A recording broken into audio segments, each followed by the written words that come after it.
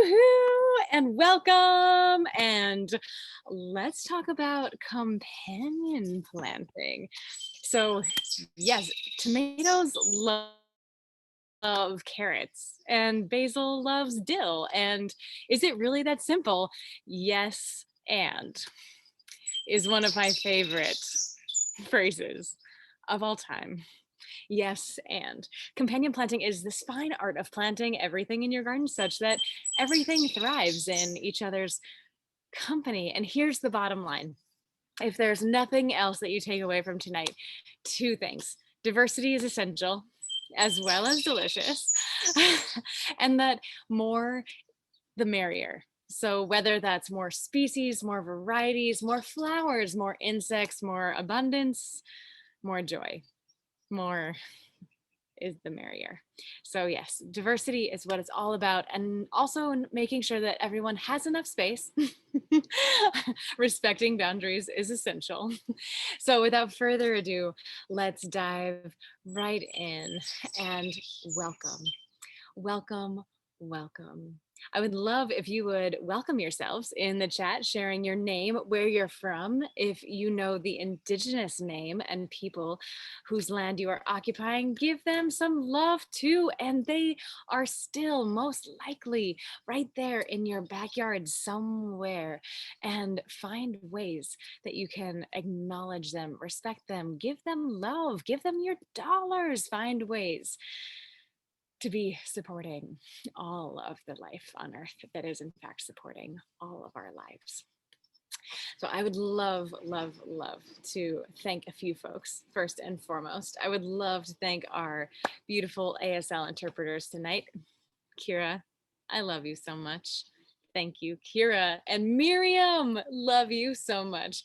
And also huge love to Matthew, my beloved partner who is on the chat. So anytime you have a question, whether it's tiny or not so tiny, I've got lots of questions like that for Matthew too.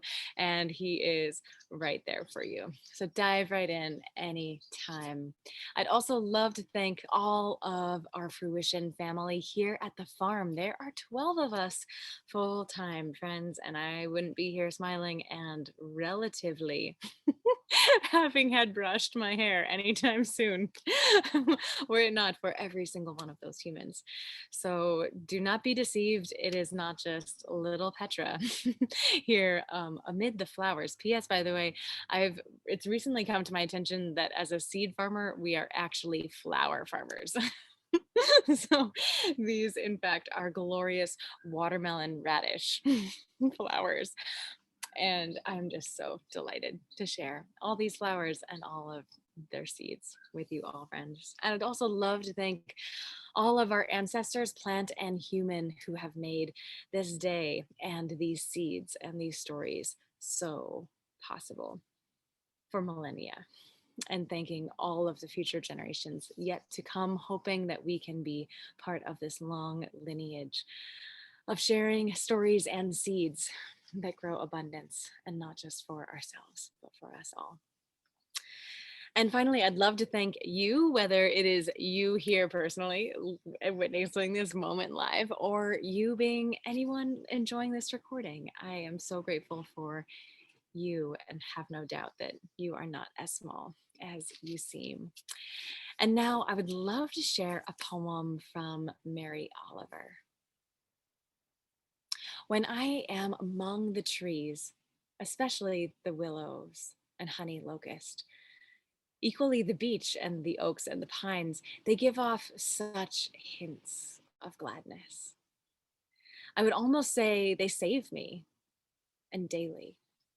I am so distant from hope of myself sometimes, which I have goodness and discernment.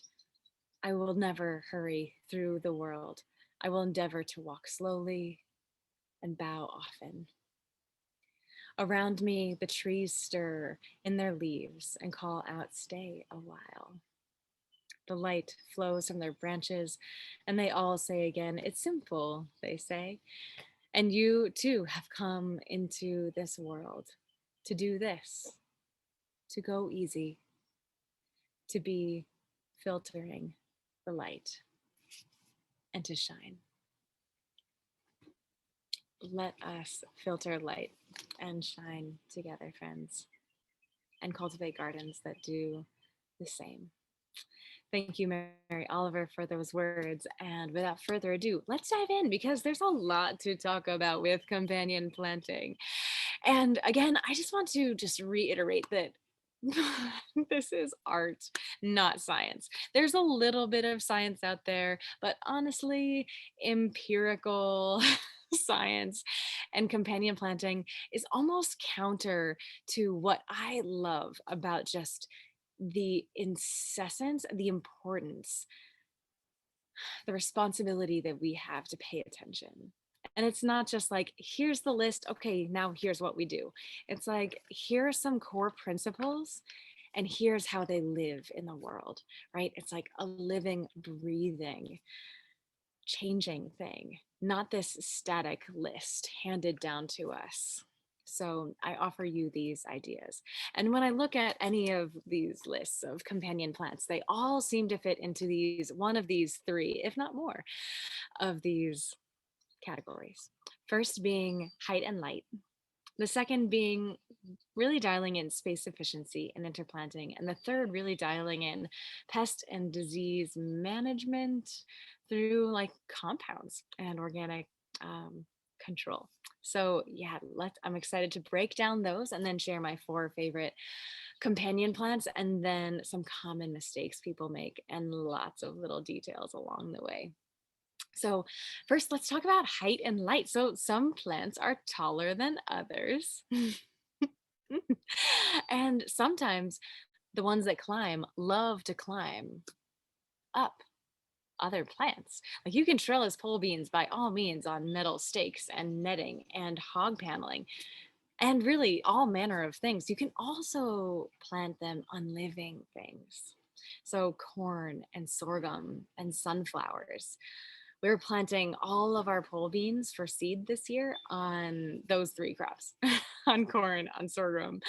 And you can also, okra is one of those plants. It's just really tall. And if they're fairly tall and also fairly spacious in terms of their leaves, their foliage, cover, right? So imagine a corn plant. It's really tall, but they have those long, narrow leaves. So the shadows that each of those leaves cast isn't that substantial. So that means that other beings living in proximity to them are not going to be overshadowed by that corn, by that sorghum, by that okra. Sunflowers, there's a lot more foliage, especially the wildly branching types. But oh, don't hold back. So, and here's a few things that can climb readily. So there's pole beans, of course, and morning glories, Mexican sour gherkins, those lovely little watermelon looking cucumbers that are in fact the size of a large blueberry and they're like sweet cucumbers when they're small and they become like pickled tart cucumbers as they grow a little bit larger, still quite small, a little bit larger, and as they start to mature their seeds. They love to climb. Cucumbers, of course, love to climb. Squash, when vining, winter squash loves to climb. They tend to be that much larger that growing on living things that aren't necessarily trees tend to not be trellised so strong.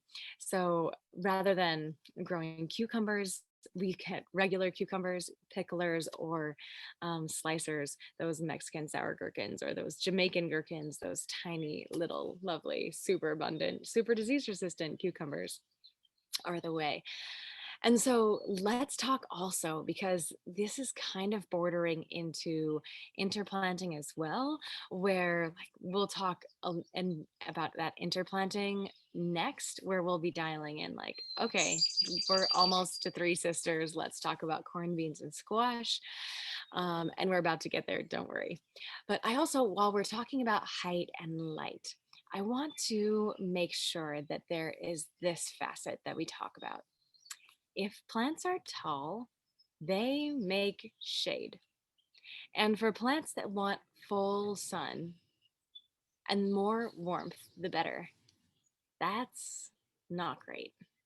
But for plants that are stressed in the middle of summer, like lettuce, for plants that easily just go to seed when there's too much heat, like spinach, and especially radishes and like cilantro. How many of you have cilantro that bolts way too quickly, right? Or dill, luscious baby dill. And so if you plant these crops in the shade of these taller crops, suddenly you have this phenomenal, it's less cold, it's less sun, it's less warmth, it's so they're going to bolt less quickly in the shade of tomatoes, in the shade of your corn, in the shade of your sunflowers, of your okra.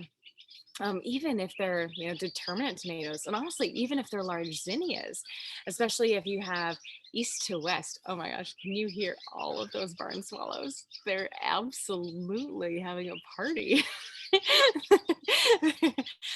So if you're growing these plants in the shade, um, of even like if they're 3 feet or more, they're going to be those zinnias, for example, they're going to cast some shade on what's immediately behind them. So whether it's baby salad mix or entire heads of lettuce, if those are radishes, salad turnips. Quick note on radishes: if you didn't know, heat is in fact not genetic.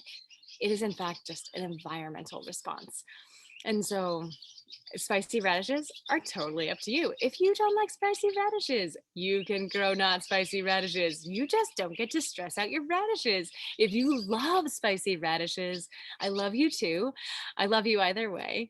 And yeah, just make them a little stressed out. They whether it's lots of heat, not tons of moisture, and not tons of fertility, you'll get these little spicy radishes.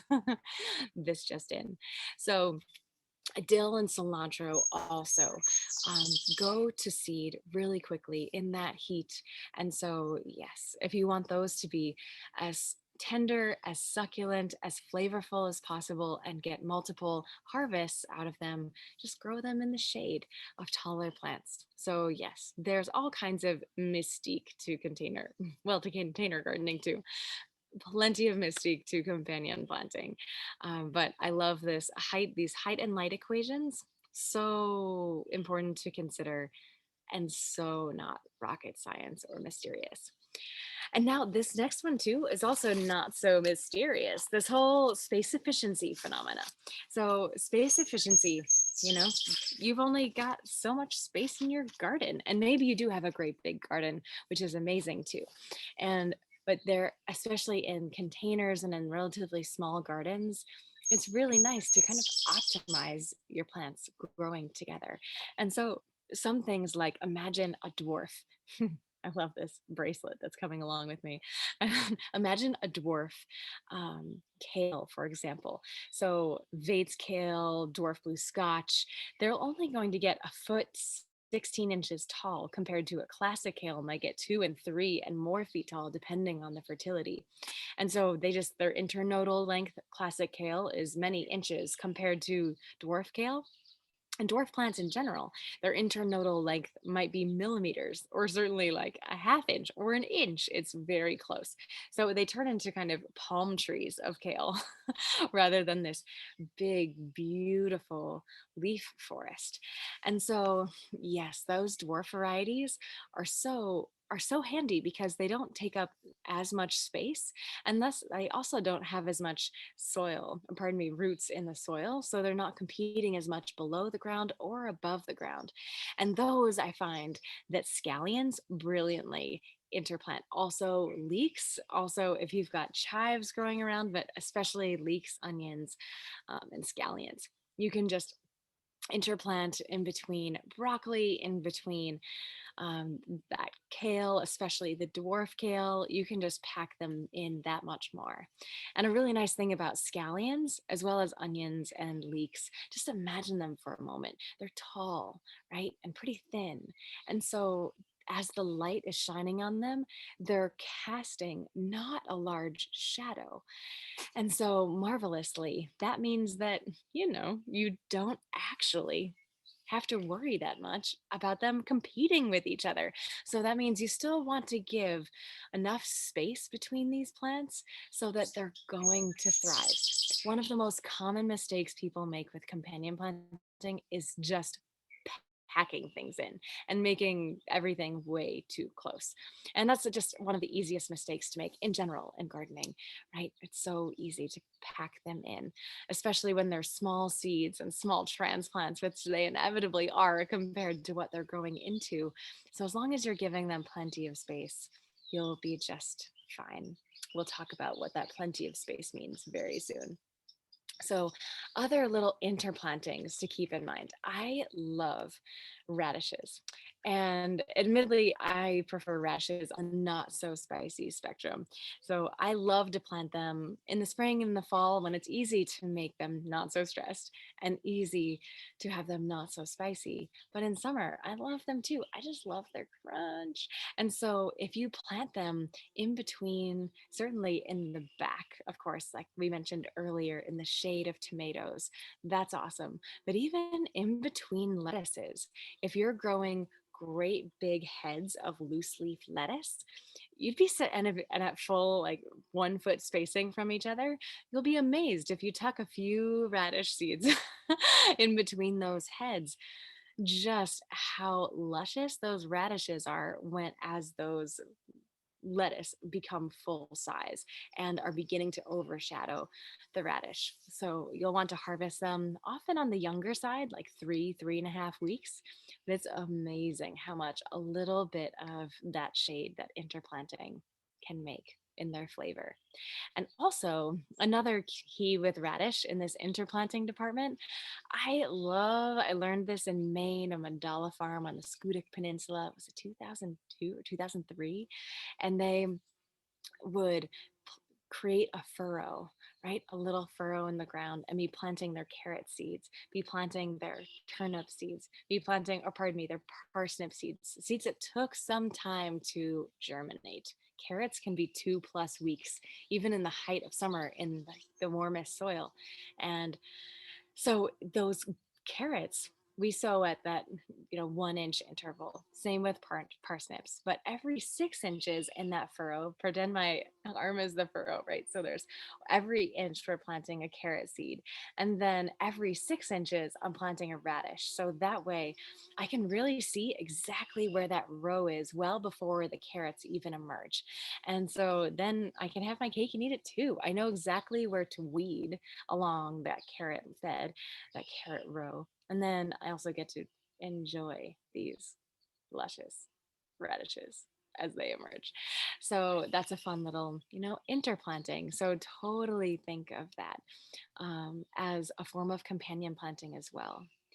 And, generally there's quite a bit of space between spinach, pardon me, between garlic. And so I love in the spring, especially if you are mulching your garlic and you're going to keep that mulch on until you're harvesting your beautiful garlic in July. And so I love to grow lettuce and spinach first thing in spring indoors and then bring them, harden them off, and then bring them outside early in the spring and plant them in between our garlic.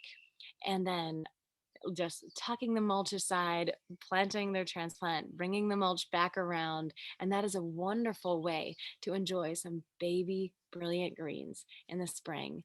And this garlic is growing fast, but it's still pretty small. And with those lettuce, with those spinach, I'm sure to harvest those when they're pretty young. Spinach can get amazingly large. Oh my gosh, I don't think you can see. Behind me is actually a ton of blossoming spinach, and they're massive plants, but you won't be able to see them through the torrent of beautiful watermelon radishes. Um, I digress. So, the key here is you want to make sure that you know which plant you really want to be emphasizing the health of in the context of these interplantings. So, for example, I do love spinach and I do love lettuce, but I don't want them to outcompete my garlic. So I am just making sure I want to plant them when everything is still really small, but as soon as they're approaching overlapping leaves with the garlic, they're coming out. And feel free to harvest some leaves off those plants in between by all means and brilliantly. But as soon as they're getting to be a large enough size that I'm like, I don't. We're gonna, yep, you're coming home. We're- Be sure to harvest those greens before they are actually out competing your garlic. So just being really honest with yourself about what that crop is. If you're interplanting, like what is your primary crop, so you can be sure that they are getting the the primo treatment. So some other examples, tomato love basil. Yes, it's true. And lots of things do. Those aromatic compounds we'll talk about soon attract so many beneficial insects, and so yeah, they're just wonderful to have around. So tomato, but here's the thing, that tomato is pretty large. And so I love to plant the tomatoes, having 2 feet between every single tomato, which is a pretty far distance. There's plenty of space to then tuck. You can tuck seeds. We often just put a transplant of basil, of a single plant. And then we have all of that basil has all of that space to grow for about 4, 6 weeks before the tomato is like, yes, queen of the world. And that overlapping foliage is just, suppressing weeds and light down to the ground. And so your basil has 6 weeks of being this, having no competition for the light immediately above it. So in 6 weeks, basil grows a lot. So that's one of my favorite interplantings. In between those tomatoes, you could totally also plant things like head lettuce. I mean, think of this. Yeah, you've got 6 weeks, maybe four, maybe five, probably not more than 6 weeks before that canopy closes. And so, absolutely, anything that you can harvest one or if not multiple times in that time frame are good to go. So radishes, yes, if you want to grow some lettuce, some mesclun mix, whether it's baby greens or full size, you can probably get 2 if not 3 cuttings of that cut and come again lettuce, and mesclun mix before the canopy closes in. So you've got lots of options of what you can plant in between your tomatoes. um, and I'd also love, while we're talking about tomatoes, tomatoes in containers. Let's talk in the interplanting department. So, yes, tomatoes in containers. Imagine you've got a container. No matter how big it is, make just one tomato in the middle. Even if it's a 25-gallon container, just plant one tomato in the middle. You'll get so many more tomatoes, friends. And so, yes, you have that one big tomato in the middle, but it starts out as a pretty small plant. And so you've got all this other space around it. And one of my favorite things there is to, as I'm planting that tomato, then I have all this space around it. And I essentially plant a moat of baby greens around this tomato, whether it's baby herbs like basil or dill or cilantro, easy cut and come again herbs, or something like greens like arugula or mesclun mix or lettuce, even little Shanghai greens like little baby bok choys. Totally valid. Again, anything that's going to be harvestable abundantly within 6 weeks before that tomato really takes over. Other options, things like oregano and thyme, so fabulously stay low. And they also can trail out and actually go down your container.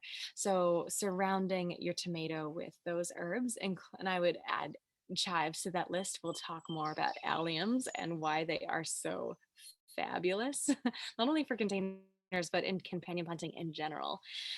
So, yeah, making that lovely combination, but just make sure that everything around that, like, moat of plants around the edge of that container, are low and aren't going to, and are either not going to be stressed by that large tomato growing in the middle, or they're going to be incredibly quick to harvest, like cut and come again, cilantro or dill. So now I'd love to um, share a few thoughts about Three Sisters Gardens. And I'd like to begin with, it's just like one of the most brilliant interplantings of all time, which is so much of the art of companion planting.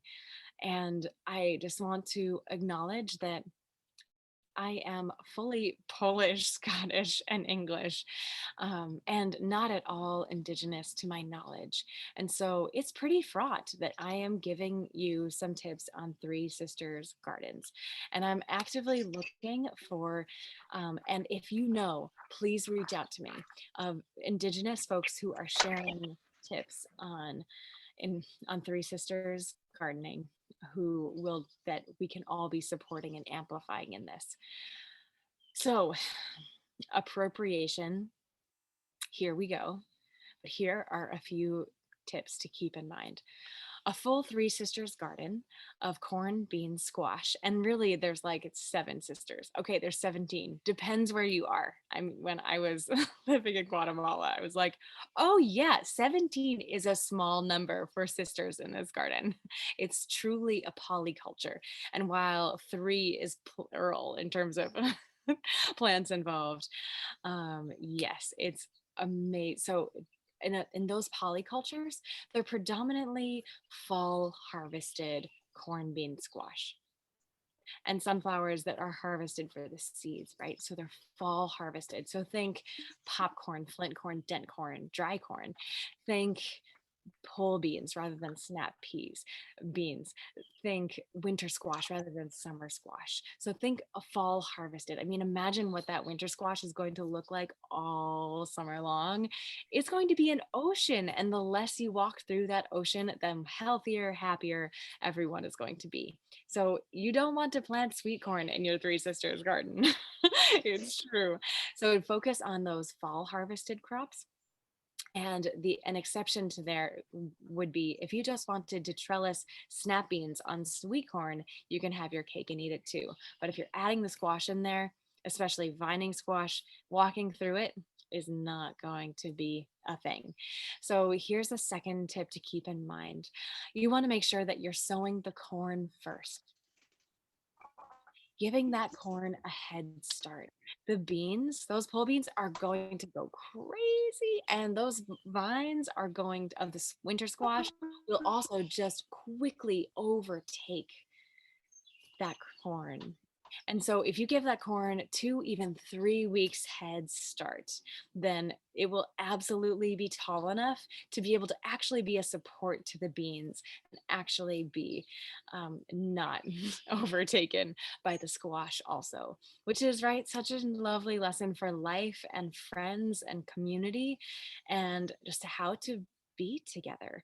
We all bring so many gifts and so much abundance to the table, and planted in the right way, our gifts can actually be gifts, and our needs can also be gifts, right? Like the hungriness of corn isn't can be a huge liability, but all of a sudden, and the way squash just takes over and becomes a carpet and suppresses weeds and everything else around it, can also,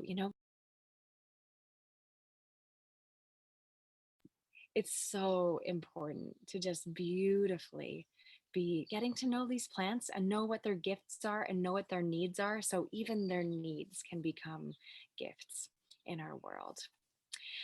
So, yeah, here I'd love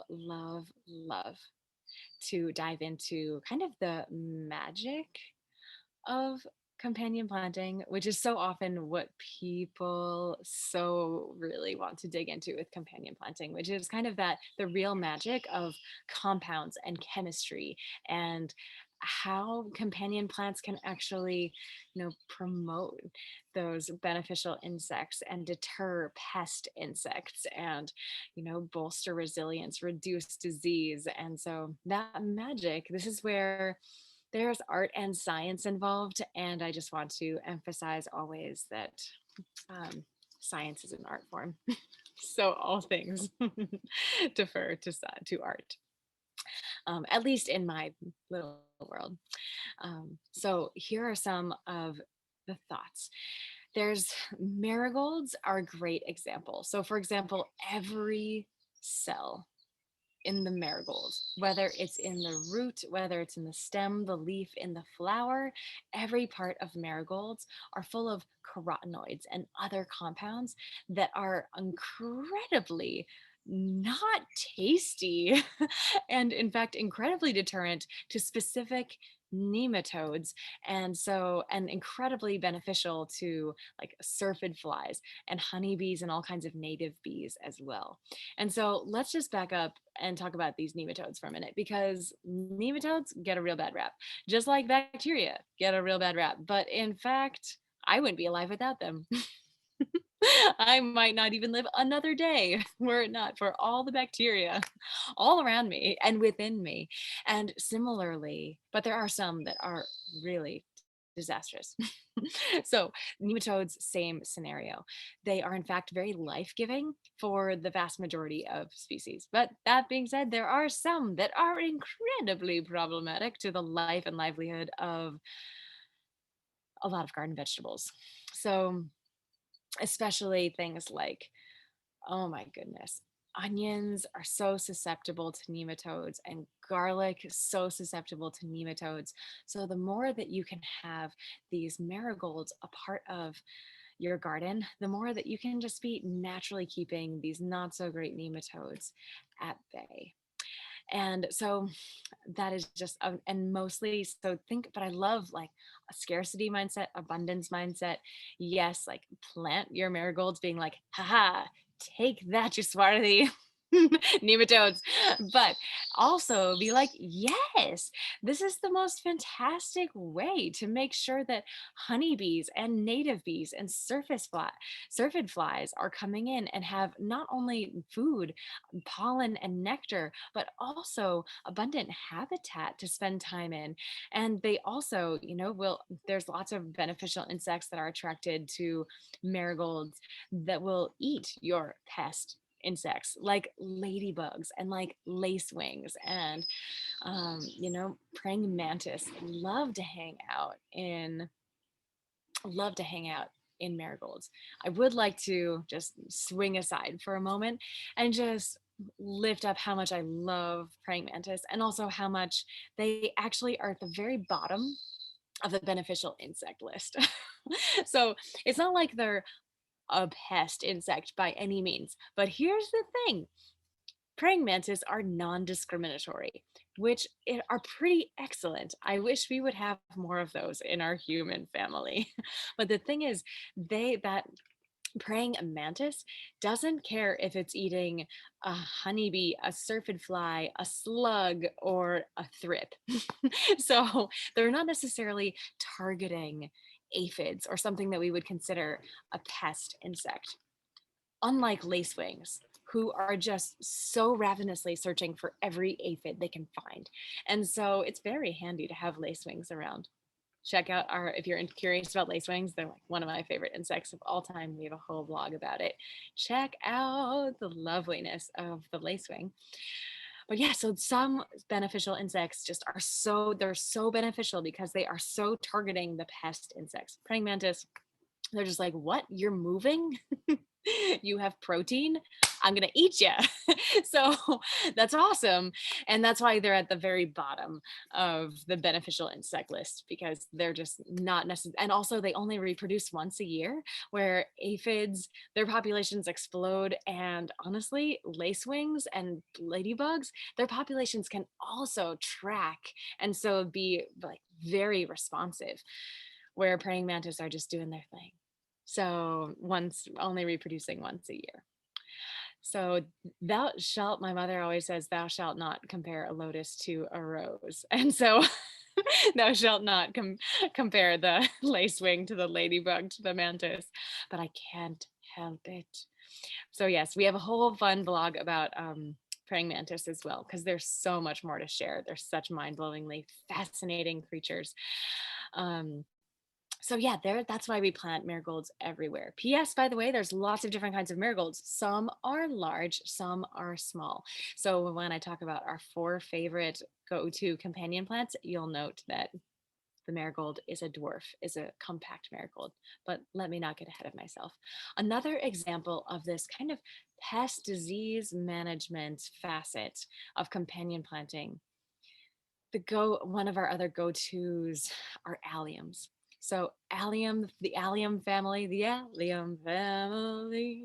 da, They're everything from scallions, onions, garlic, chives, onions. There's so many wonderful things, shallots in the allium family, and they all have, right, those like they taste, they smell, we tear up when we cut them. There are these sulfurous, pungent compounds that are quite sulfurous, some more so than others.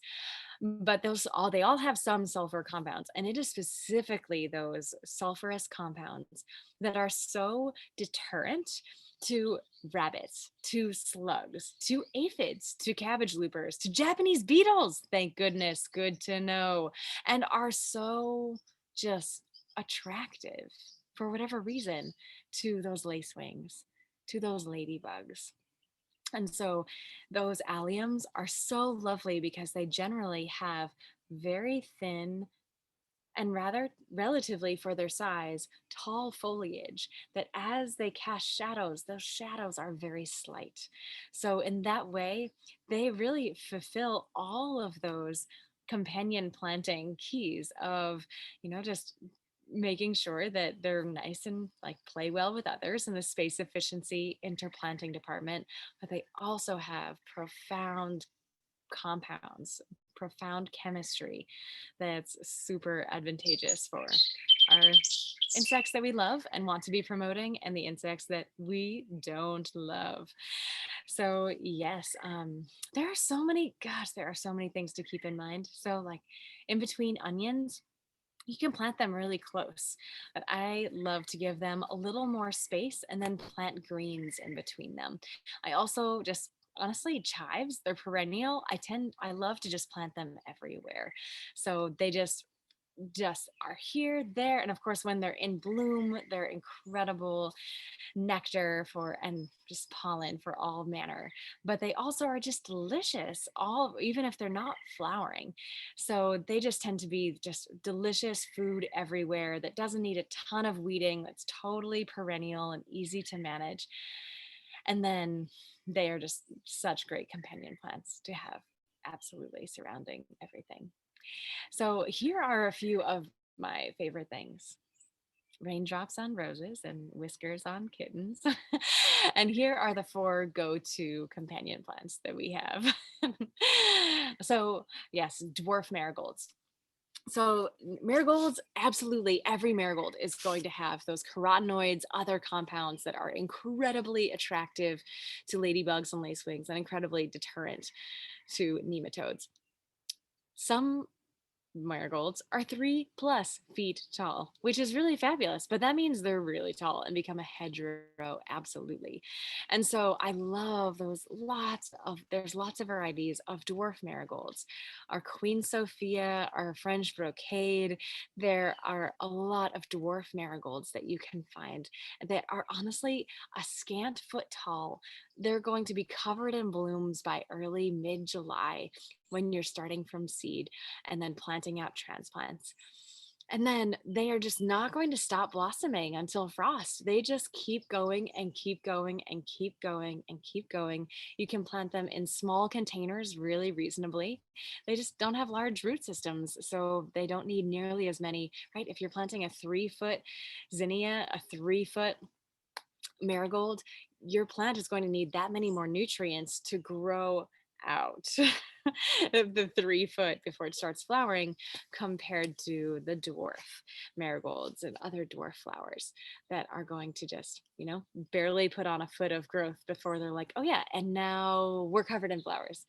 So I love dwarf marigolds. Also, I just want to lift up the trichogamma wasps and the braconid wasps that are so just wonderful, and people are so often and understandably freaked out by wasps. But here's the thing: they are carnivorous, and actually Kira just taught me this last week that they are totally carnivorous, and there are certain these trichogamma wasps, and they will totally seek out what we consider pest insects, lay their eggs in them, and then it's the larvae when they hatch that are literally eating those larvae from the inside out. And truth is so much stranger than fiction. So don't, if you see a wasp in your garden, please don't freak out and take a look. You can look up pretty easily what that trichogamma family generally looks like, what those braconid styles look like. They're pretty distinctive and they're pretty ubiquitous and they're pretty fabulous. So, yeah, other things to keep in mind. Number two on our top four companion plant list, calendula. It's a little taller than a dwarf marigold. They tend to be more like 16, even 2 inches, 2 feet tall, and a little wider than a dwarf marigold. But they are still pretty short by comparison. So I tend, rather than interplanting them, I love to put them on ends of beds. So when you come to fruition, you'll see on the ends of all of our beds are things like the dwarf marigolds, the calendula, sage, let me not get ahead of myself, and chives. So they're there always at the end. So, but where a dwarf marigold can fit in between a broccoli plant, two broccoli plants, if they're like 2+ feet apart. But a calendula is just going to be a little too much height and width to really, they're going to be a little out competing, or at least competing to the detriment of that broccoli or that kale, of the Brussels sprouts, whatever you're planting between them. And yeah, we especially love to plant the marigolds. I don't know if I mentioned in between those brassicas, and brassicas are anything like watermelon radish and those kale and broccoli and cabbage and Brussels sprouts, and also arugula and lots of smaller greens too. But you'll see cabbage loopers on lots of those little green cabbage worms that just ravenously take down all of those leaves. And so a lot of the marigolds will be like, yes, yes, yes, attracting all of the wonderful um, all of the wonderful beneficial insects that will help naturally keep those insects, their populations under control.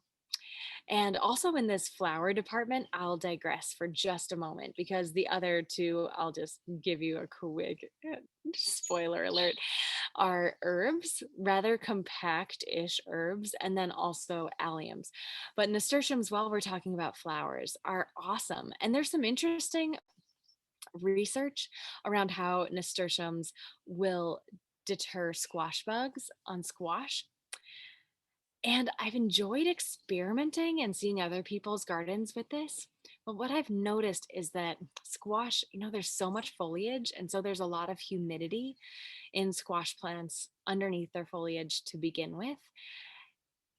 And so add another very foliage rich plant like nasturtium, and it seems like it certainly promotes their susceptibility for disease and can promote that powdery mildew and downy mildew, right? And other bacterial and fungal diseases that are essentially kind of inoculated, and then love to grow in more humid environments. So although there's some really, I love nasturtiums and I love planting them absolutely everywhere. But I tend to not truly interplant them, and I tend to give them like their own space to do their own thing over here, rather than actually like, because they just, they can easily have 6 foot plus vines. And then that additional humidity can so dramatically increase your susceptibility to disease. So next, let's talk about herbs. So my favorite go-to herbs for companion planting are thyme and oregano, which are so short and perennial, just so easy to manage once you've established them. And also chives, also not quite as short, but also not tall and marvelously perennial. and also dill. So that whole dill family, that Apiaceae umbellifer family, is so pungent, right? And that includes, carrots and parsley, and plants love so many beneficial insects love that family, that Apiaceae family. And dill is so easy to grow and kind of tuck everywhere. And also you can let it get, just tall and lovely, and it will attract a whole other set of beneficial insects as it's tall and flowering, compared to when it's young and tender. So I love to have dill at all these different stages. A few tall plants just because I just endlessly love their flowers, and I love eating their flowers and also letting them go to seed and gently reseeding themselves all over the place in magical ways. But I also just endlessly want to have fresh baby dill all summer. So every few weeks we're planting fresh dill so that we can have that baby dill fresh all summer long. And so at both of those stages, the dill will be fabulous. Um, and attracting all kinds of beneficial insects and deterring all kinds of not so beneficial insects. And lavender is also awesome, and basil too. Basically, those aromatic, pungent compounds, for whatever reason. And it kind of sends shivers down my spine how humans and plants, as well as insects, have been co evolving for how many millennia? For so long. And so, for whatever reason, a lot of these very aromatic plants deter Japanese beetles, deter thrips, deter aphids, deter all kinds of not so beneficial insects. And they're delicious and attract fabulous insects for our gardens. So here are a couple different thoughts. I love to plant dill in between broccoli, in between peppers and kale, also tomatoes even, and honestly also squash and cucumbers, especially if you're just planting them. Like now is a perfect time, end of May, beginning of June, once the soil is warm and we're past final frost. And so, yeah, you can totally, there's a lot. If you plant a little tiny squash seed, a little tiny cucumber seed, there's at least 2 feet between those cucumbers. There might even be 4 feet between those squash. That's a lot of space. So you can transplant, you can also direct sow all kinds of cut and come again greens, or direct sow things that really don't love to be transplanted, like cilantro and dill, and be really confident that you'll be surrounding yourself and your plants with that much more abundance, as well as your beneficial insects. So yeah, now I'd just love to talk about some common mistakes and how you can avoid them, and then share a few plants that are just, I don't know that they make good companion plants ever. so, so common mistakes. There's really, it all boils down to two. So number one, first and foremost, is so huge: not crowding plants. And this is really hard, whether you're just gardening in a small space, in a not so small space, whether you're intentionally companion planting or not. It's really easy to plant plants that are just too close together. So on the backs of our packets, you'll see all kinds of little notes, including, and you'll find on our website too, even if you don't have the packet anymore, what that plant spacing after thinning is ideally. So with companion planting, you don't want to shorten that, but you want to instead actually enlarge it so that you can, even though it's counterintuitive, you're more space but between, say, broccoli, but that way you can fully have that dwarf marigold in between and have that dwarf marigold thrive as well as those broccolis thrive. Because if you're just planting them on your standard planting and plunking that dwarf marigold in between, pretty soon everybody's going to be just competing below the ground and above ground, below the ground for nutrients, above the ground for light, and nobody is going to be as healthy and happy as they could be, so they'll be thus less abundant. So, yeah, too crowded, also, especially in the Northeast, just means also that you are promoting leaf humidity, which just means that you are asking for disease to be inoculated. So, water is the primary disease of every planet on Earth. Or, pardon me, water is the primary vector of every disease on Earth. So, that leaf humidity, if you want to do something to prevent disease in your plants, give your plants plenty of space and then give your plants plenty of airflow. And so anything that you can do to not crowd and to let that airflow wick away humidity, that will just make sure that you know that your all those fungal spores, that bacteria, that they're just everywhere in the air. If they don't have a quality environment to germinate, if you will, they they generally don't. They don't as readily. And so yes, no crowding is very hard. But with a little bit of practice, and we've got our tips on our website for that plant spacing after thinning, that will set you up for a lot of success. And then honestly, just I also see as like a really common mistake people make in the companion planting department, just not dialing in the timing so much.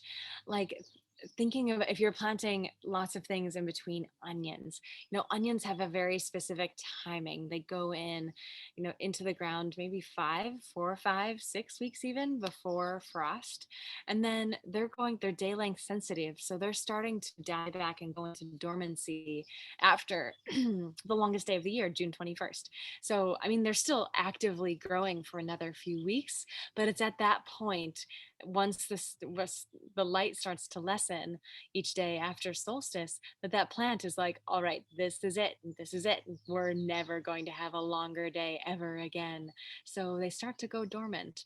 So just keeping in mind the timing of plants and staggering them, interplanting them such that the timing is all going to roughly overlap. And what fun. So here is basically, there are some plants that play better with than others, but the only plant that I actively discourage people from interplanting ever is potatoes and ginger. So they both want to be hilled, and so that hilling is just really specific. Just they nothing else wants to be hilled quite in that same way. I mean, the only potatoes, literally, if you covered anything except tomatoes in that much soil, you'd just be killing them. But magically, potatoes, their stems can turn from stem tissue into root tissue. And you only grow potatoes above that mother potato, right? Not below, not down. And the same is true for ginger. Ginger grows out and up rather than down. And so, and then you might think, well, could I grow ginger and potatoes together?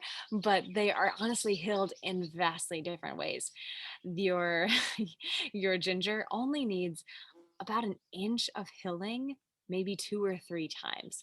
Your potato is going to want like 4, 5, 6 inches of hilling 2 or 3 times. And so they're really just different plants with different needs and different timings, different healing strategies.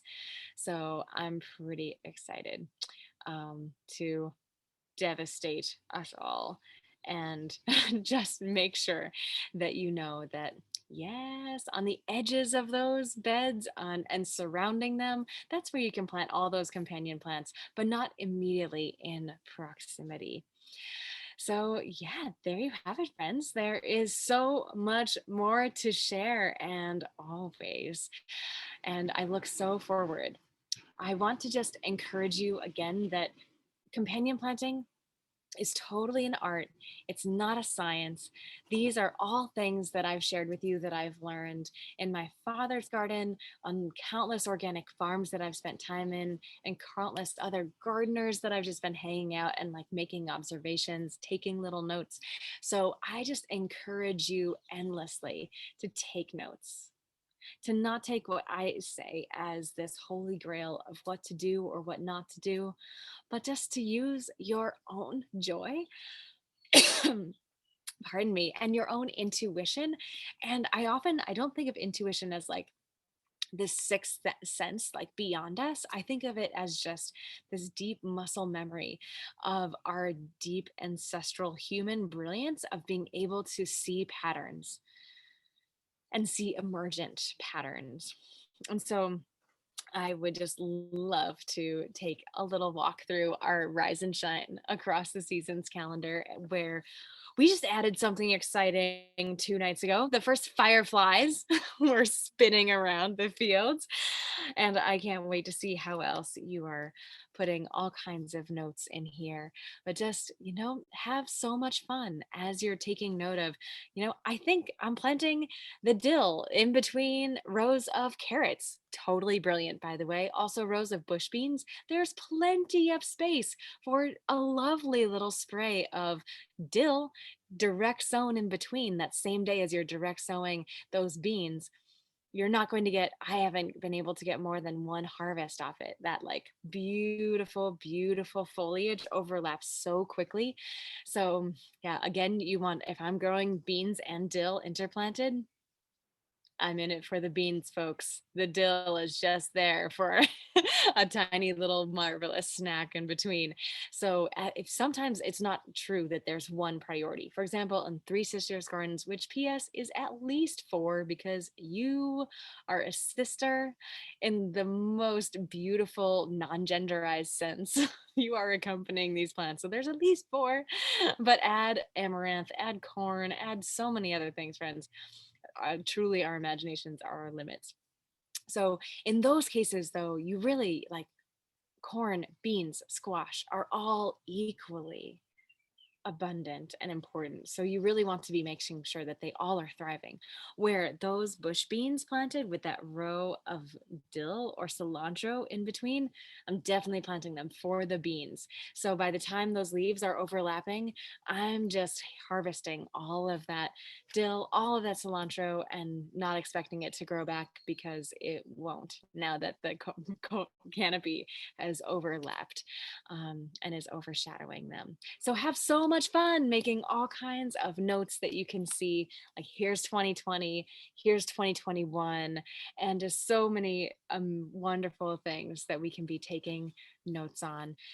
And, there will be wonderful ways that you experiment, that you learn, and share those with the world. There will also be things that you do that you'll be like, wow, I'm never going to do that again. And maybe you should tell someone you should. It's way too easy to just make social media and the rest of our lives into a highlight reel and just be the glorious, easy, fun successes to share. And I endeavor to be better about sharing the things that are heart wrenching and that we're learning through heartache. And the more that you share, the more that you learn, the more that I share, the more that I learn. So never doubt that I am learning endlessly from you all, friends. I would love to hear your favorite go to companion plants. I'd love to see pictures. Send us pictures, send us your stories. I can't wait to be celebrating them in a vlog someday soon. And yeah, we have so much to learn from each other, especially from these plants. So I would love, love, love to close with this beautiful poem from Mary Oliver. When I am among the trees, especially the willows and the honey locust, equally the beech, the oaks, and the pines, they give off such hints of gladness. I would almost say they save me, and daily. I am so distant from the hope of myself, in which I have goodness and discernment, and never hurry through the world, but walk slowly and bow often. Around me, the trees stir in their leaves and call out to me, stay a while. The light flows from their branches. They call again, saying, It's simple. And you too have come into this world to do this, to go easy, to be filtering the light and shine. So don't forget that as you are companion planting this season, that you are one of those companions, first and foremost. And be kind to yourself. Give yourself plenty of room to grow, plenty of room to shine, plenty of room for the weeding, for the pruning. I'm constantly composting parts of myself. It's true. So thank you so much for joining, Kira, Miriam. Thank you so much for your joy and your language justice. Thank you so much, Matthew, for accompanying everyone in the chat. Thank you, everyone, for jumping into the chat. And thank you, everyone who is listening to this recording. And I look so forward to sharing more of the farm and with you all. May it be soon, and don't be shy. If you would please come off mute and say thank you to Matthew and thank you to the interpreters and thank you to each other. And good night. Thank you. Thank Everyone. you. Thank Thank you. you. Thank Thank you. you. Thank Thank you so much. you. I loved it. Thank you. Oh, Everybody.